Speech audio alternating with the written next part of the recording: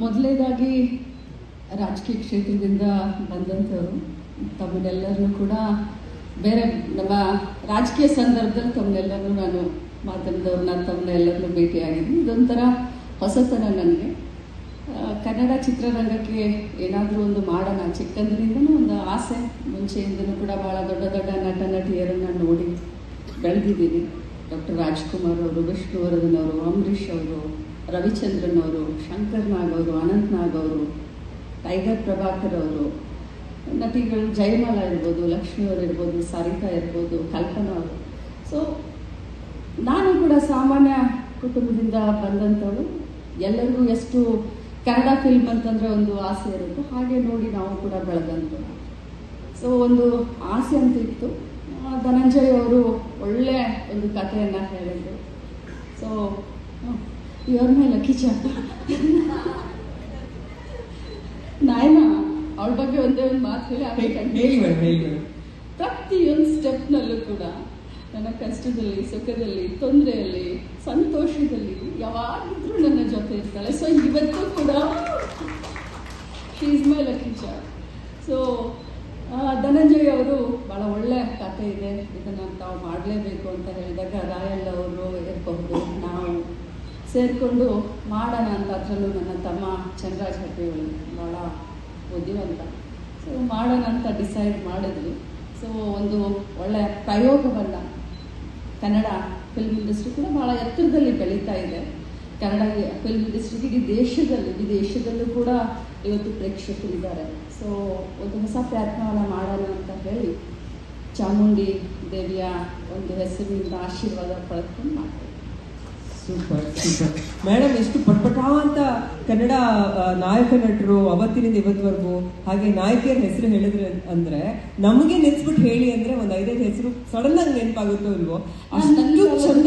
ನನ್ನ ಕಾಲದ ಹೇಳಿದೆ, ಇವತ್ತಿನ ಹೇಳೋಣ ಅಂತಂದ್ರೆ ಹಾಗೆ ಮತ್ತೆ ನಮ್ಮ ಧನಂಜಯ್ ಬರ್ತಾರೆ, ದರ್ಶನ್ ಬರ್ತಾರೆ, ಸುದೀಪ್ ಬರ್ತಾರೆ, ಗಣೇಶ್, ರಮೇಶ್ ಅರವಿಂದ್.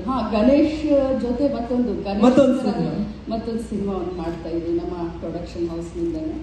ಸೊ ಇವತ್ತಿನ ಕಾಲದಲ್ಲೂ ಕೂಡ ಬಹಳಷ್ಟು ಒಳ್ಳೆಯವರು ಬಂದಿದ್ದಾರೆ ಕಲಾವಿದರು. ಸೊ ಹಳೆ ಲೆಗಸಿಯನ್ನು ಇವರು ಮುಂದುವರಿಸ್ಕೊಂಡು ಹೋಗ್ತಾ ಇದ್ದಾರೆ.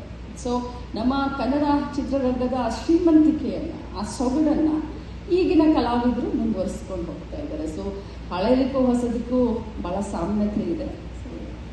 ಓಕೆ, ಒಂದು ನಿಮ್ಮ ಸಂಸ್ಥೆಗೇನೆ ನೀವು ಟಿಪ್ಸ್ ಕೊಡೋದಾದ್ರೆ ಈ ಪ್ರೊಡಕ್ಷನ್ ಸಂಸ್ಥೆನ ನಡೆಸ್ಕೊಂಡು ಹೋಗೋ ರೀತಿ ಬಗ್ಗೆ ಏನ್ ಹೇಳ್ತೀರಾ ಮೇಡಮ್?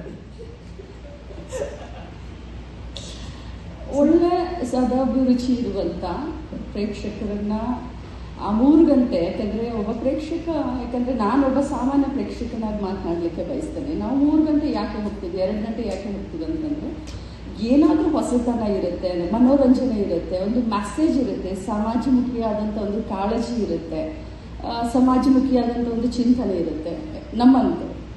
ಸೊ ರಿಫ್ರೆಶ್ಮೆಂಟ್ ಅಂತ ಹೇಳ್ತೀವಿ. ಫ್ಯಾಮಿಲಿ ಓರಿಯೆಂಟೆಡ್ ಮೂವೀಸ್ ಇರಬೇಕು. ಫ್ಯಾಮಿಲಿಯನ್ನು ಜೊತೆಯಲ್ಲಿ ಕರ್ಕೊಂಡು ಗಂಡ ಹೆಂಡತಿ ಕುಟುಂಬ ಸಮೇತ ನೋಡುವಂಥ ಒಂದು ಪಿಕ್ಚರ್ ಇರಬೇಕು. ನಾನು ನಮ್ಮ ತಮ್ಮನಿಗೆ ನಮ್ಮ ವಾಸುಕಿಯವರು ಕೂಡ ಇದ್ದಾರೆ, ಒಳ್ಳೆ ಮ್ಯೂಸಿಕನ್ನು ಕೊಟ್ಟಿದ್ದಾರೆ ಇದಕ್ಕೆ.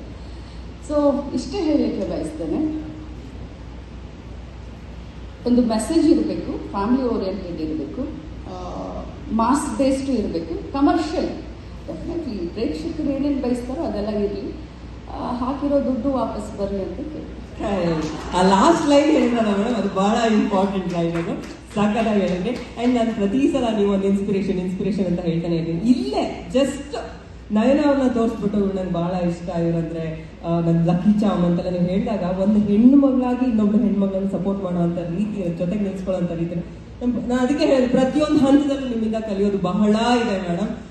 ಧನ್ಯವಾದಗಳು, ತುಂಬಾ ಹೃದಯದ ಧನ್ಯವಾದಗಳು. ಇವತ್ತಿನ ಟೀಸರ್ ಅಣ್ಣ ಫ್ರಮ್ ಮೆಕ್ಸಿಕೋ ನಿಮ್ಮ ಕಡೆಯಿಂದ ಲಾಂಚ್ ಆಗಿರೋದು ಒಂದು ಆ ಕಳೆ 100ರಷ್ಟು ಆಯ್ತು. ಜೊತೆಗೆ ಆ ಬಿಗ್ಗೆಸ್ಟ್ ಬ್ಲೆಸ್ಸಿಂಗ್ ಇಲ್ಲೇ ಸಿಕ್ತು ಇಡೀ ತಂಡಕ್ಕೆ.